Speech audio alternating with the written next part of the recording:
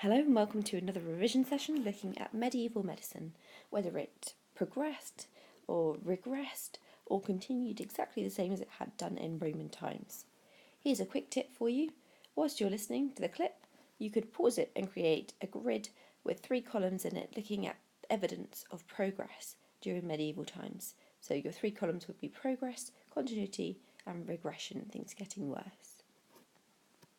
Okay, well, let's start by thinking about the theories of the causes of illness that were seen in medieval times. So, key theories that you should know about. The theory of the 4 humours or opposites continued in medieval times. This is mainly because Galen and Hippocrates' theories of the 4 humours fitted in very nicely with the ideas of the church that God had created people and that their bodies were perfect. Because if you think of the theory of the 4 humours, the idea was that you were well if all of your humours were balanced, and that suggests that the body in some way was made perfectly by God. Bad blood was another theory.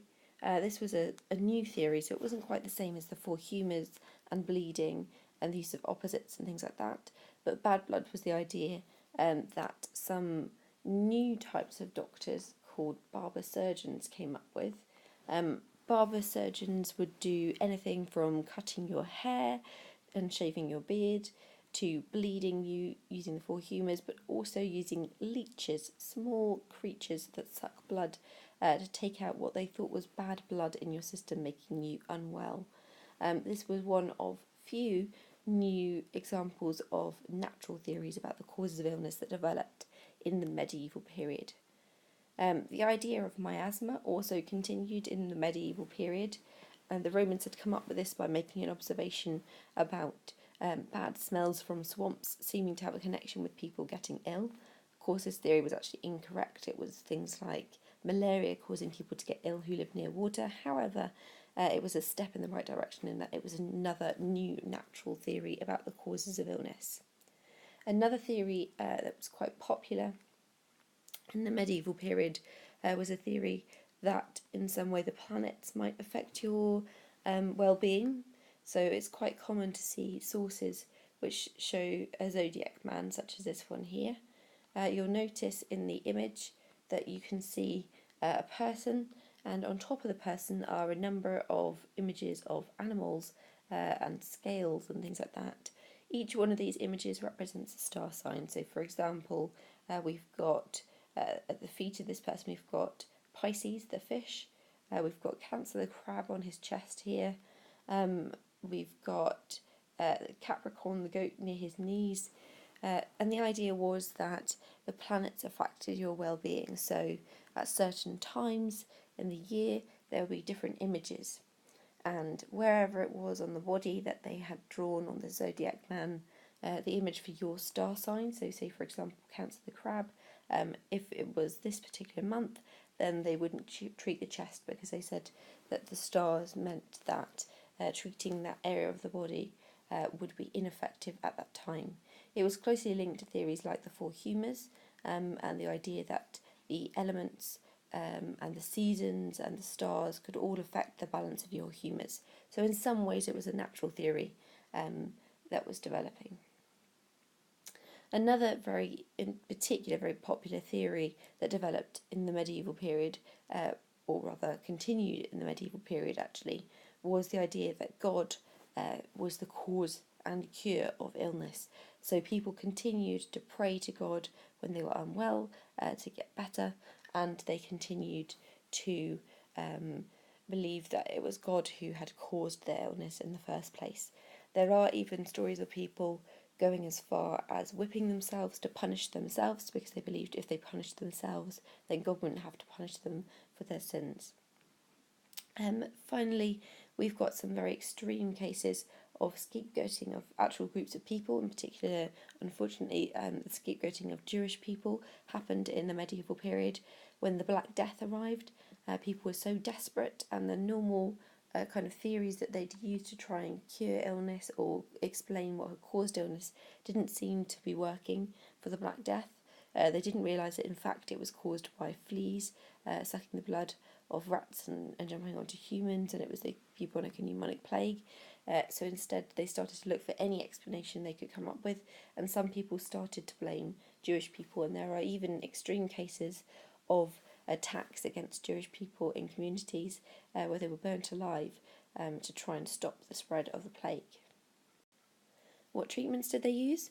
Well, common treatments that you would expect to see in the medieval period include, if they were rich, then people might have access to a doctor who'd been trained at a university. Universities were set up and run by the religious groups, so in particular monks or the church at this time, but only the very rich would actually be able to afford to use these doctors. These doctors would most likely be using the theory of the four humours, because, as we previously mentioned, the theory of the four humours fitted in very nicely with religious ideas from the church about God creating the body perfectly. So they weren't really using many new theories when they were treating people. Barber surgeons would be more commonly used by the majority of the population if they needed some kind of like a tooth pulling out or a simple surgery.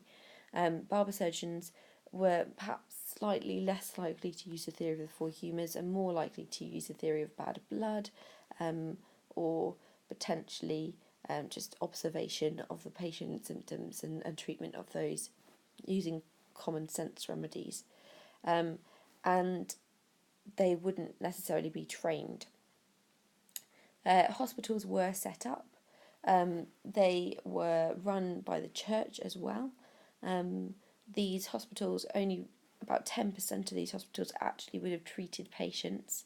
A majority of hospitals actually were used by travellers or pilgrims, and they just had beds in them.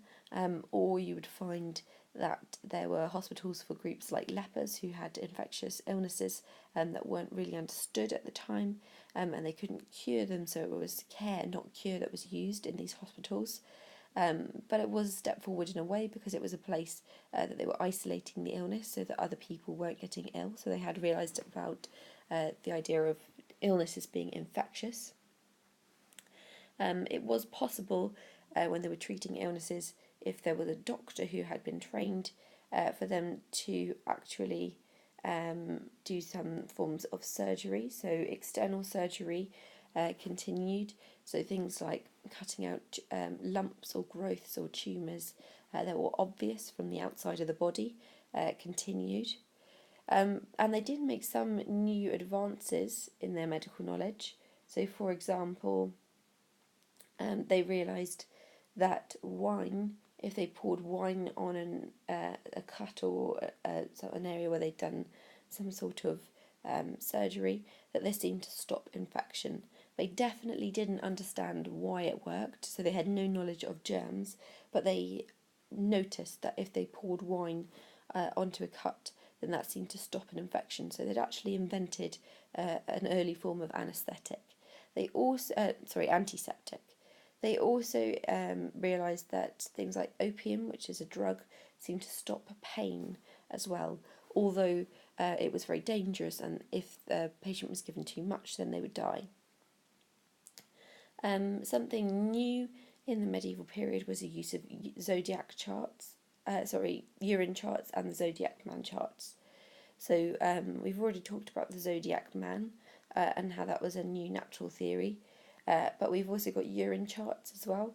So urine charts, you would see pictures of lots of pots of urine of lots of different colours and different descriptions of them, and the doctor would observe a patient's urine. Sometimes they would smell it, sometimes they would even taste it to see things like what humour might be out of balance in the body. So it was a new way of diagnosing illness in the medieval period.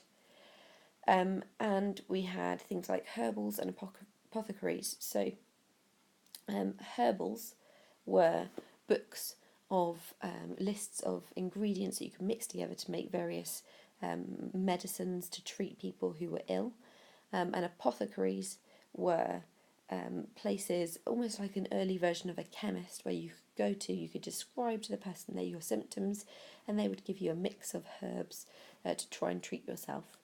They weren't as well trained, they wouldn't be necessarily university trained like chemists or pharmacists are today, but it would be a place you could go to get yourself a mix of ingredients to try and treat yourself. And finally, we have the idea of the king's touch. This was an idea that medieval people came up with, that if the king touched you, then you would be cured of your illness. Not necessarily progress, as actually it was a supernatural idea linked with the idea that God chose who the king was. In terms of public health, so the actions that the government was taking to ensure the well-being of the people in the country, well, the government didn't take massive amount of action because it was busy fighting lots of wars at this time. And in fact, wars, in particular the collapse of the Roman Empire that saw the beginning of the medieval period, had led to the loss of skills and knowledge about things like sewers and aqueducts. So no longer did the cities have access to the clean water coming in from outside in the country, and they lost the flushing toilets and the sewers that were covered over that the Romans had built. Many people started throwing their waste out of windows again. And so this led to very poor public health in cities.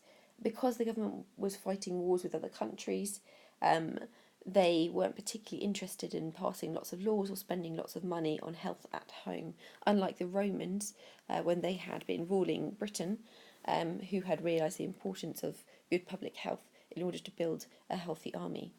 The church ran hospitals and also universities, so the government wasn't actually taking a role in that. So in that way it was a lot of regression, things were getting worse than before. And it was only really in 1349, towards the end of the medieval period, when the Black Death occurred and 1 in 3 people in Europe died, including King's daughter in England, that laws started to be passed to try and improve the situation, to try and stop the spread of disease. Although the laws wouldn't necessarily have been successful against treating the Black Death, they were quite successful in terms of starting to improve public health. For example, there were laws against tipping waste into the streets and laws about employing street rakers, people to go round and collect waste up that had been collecting in the streets to try and stop the spread of illnesses. Although this was largely based on the theory of miasma, it would actually have helped to start to prevent the spread of diseases. It's quite common to see images like this one when you're looking at the medieval period. So you'll notice in this image you've got rich people on this side and then their skeletons on the other side, and it's suggesting that even the rich who could afford university trained doctors were not really safe from the Black Death, and that was because none of the theories like the 4 humours and things like that would actually have helped to treat them at this time, and it led to quite a lot of distress, and people felt very worried that they needed to come up with some new theories as the current ones that they had weren't working. And finally, knowledge of anatomy, and how did this change at the time of the Black Death? So knowledge of anatomy, well, unfortunately they didn't make much progress in terms of knowledge of the human body. They continued to use Galen's descriptions and Hippocrates' descriptions of the inside of the human body, again because this fitted in nicely with their theory that the church had about God creating the body perfectly. And therefore there were lots of restrictions on dissection. The church didn't want people to dissect, and it was only in the very late medieval period towards the 1400s and the 1450s that the church relented and allowed people to do dissection. Even then, the dissection that they did allow is like this one in this image, where you would expect to see maybe a university tutor and lots of people in the room observing him do the dissection, and he would read, as we can see here, from the Book of Galen as he dissected. So he only used dissection to prove Galen's theories correct. If anything was different in the skeleton or the body that they were dissecting, then he would simply explain it away, that this must be an anomaly and it was not normal, and that normally this is what you would see, and he would refer to Galen's work. Again, there were large audiences, so the chances of you being close up to actually be able to see what was being dissected was very slim. So most people continued to believe the theories of Galen and not to question them. So in that way it was continuity and not progress. So was progress made in the medieval period? Well, in some ways, yes. There was evidence of progress, as we discussed. So, for example, urine charts were a form of progress. It was a new natural theory. they had developed the theory of using wine to stop infection when they were doing various bits of surgery. Laws had been passed by the government for the first time to do things like clean the streets and fine people who were littering the streets, even though these fines were quite low and it wasn't particularly enforced. And universities were set up to try and train doctors professionally, although these were set up by the church and there were restrictions on what people could learn about. In terms of perhaps more continuity and regression, you should have been able to pick out things such as the loss of aqueducts and sewers, because the Roman Empire collapsed and the Romans went back to Rome and they had lost their knowledge of how to set these up or to maintain them. There were restrictions on dissection, meaning that they didn't really learn anything new about anatomy. They didn't question Galen and Hippocrates' work, so their ideas continued to be the same. Only 10% of hospitals actually treated patients, others were for pilgrims and lepers, and they never had any doctors in the hospitals. Only nuns and monks actually treated people in these hospitals because doctors were too expensive, firstly, and secondly because the nuns and monks who set up the hospitals believed that God caused illness, and therefore most of the treatments consisted of prayer, or if you were lucky, then they might potentially use herbal remedies that the nuns had read up in their libraries. Universities were not doing new research because they were just used to prove the works of Galen and Hippocrates, and for many people doctors were too expensive. They may go to an apothecary or use a barber surgeon, an untrained version of a doctor, who might use theories like bad blood to treat them. And finally, looking at factors that helped or hindered, a question you might like to have a think about is this one here. How far do you agree that the factor making the most significant impact on medicine at this time was religion? Okay, well, in terms of factors that helped, well, in some ways, religion helped significantly. They did build universities to try and help support the spread of new ideas, and, well, not new ideas, but to train doctors at least. And they also had built hospitals, something which the government wasn't doing at the time. In some ways, the government helped medicine progress because they had passed new laws about stopping people from throwing waste onto the streets. And in some ways, you could argue that individual genius helped. People were still reading the works of Galen and Hippocrates, which meant there were some people learning natural theories about the causes of illness, and some people had come up with the idea of pouring wine onto wounds to stop infection, even though they didn't understand about germs and why it was helping prevent infection at the time. In terms of hindrances, unfortunately, technology didn't really help medicine progress at this time. There wasn't really a development of any effective microscope or anything like that to enable people to see what was causing illness, and as of yet, they hadn't invented a printing press, so all new ideas were written down by hand, usually by monks in monasteries, so again, religious people. War was a factor that hindered medical progress most definitely at this time, because the destruction or the fall of the Roman Empire and the people being busy fighting each other meant that the focus was taken away from medicine and treatments and onto fighting instead. So that actually prevented them from making any real progress. It meant the government wasn't really that interested in medicine at the time. Communication, as we mentioned, was fairly poor because they're busy fighting. It's difficult for them to share ideas across different countries, and also they didn't invent any new technology that would help them to increase the speed of communication.